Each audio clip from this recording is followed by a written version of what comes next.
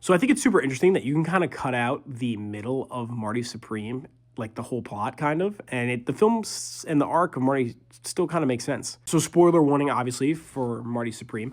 But what I mean is that if you cut out the middle of the plot and just keep the beginning with him getting with Odessa Ozion's character and getting her pregnant, and then at the end of the film, when he goes back to the hospital to see her again, looks at his child face to face and cries, and we have that big emotional moment that the film ends on, the story and the arc of Marty still kind of stay the same in a lot of ways.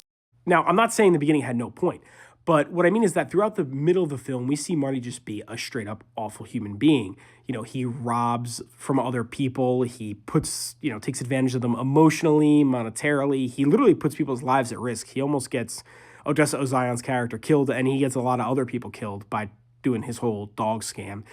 He almost gets his other friend killed when they get pulled up on by the guys that they had scammed earlier in the film. And he ends up even straight up humiliating himself and ruining his own reputation.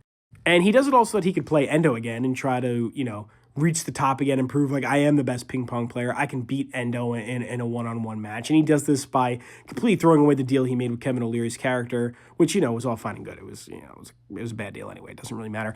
But he does it when he finds out he can't play in the tournament that he's been working so hard for to get back to. And it reminds me a lot of Uncut Gems and the character of Howard Ratner, obviously also Josh Safdie film. So I think it's really cool and interesting to compare them. Howard Ratner kind of also takes advantage of a lot of people, puts people's lives at risk throughout the film Uncut Gems. But at the end, he does face the consequences of his actions, straight up getting, spoiler warning, he straight up gets capped at the end of the movie. And I think it's interesting that for Marty and his character, he also, again, is a really bad person, takes advantage of others to try to achieve his goals and kind of like reach that big climax, reach the height of ping pong that he's trying to accomplish. But he sacrifices, again, so much to get there, or rather takes advantage of so many people to get there.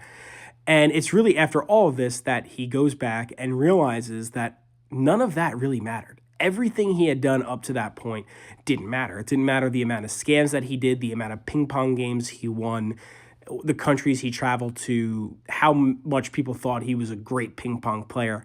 Because what ends up happening at the end of the film is he looks his child in the face and realizes this is what matters. He has a responsibility now, and the responsibility is to be a dad to his child and to be a better person, to step up and be a better person. And really, if you take out the context, you could still kind of deduce that he sees his kid and realizes, now I have a responsibility. Now I have to be a better person, and now I have to be an example. And I think it's really cool that, we see all the events that lead up to this realization. But if you think about it, you can kind of chop it out and kind of make the assumption that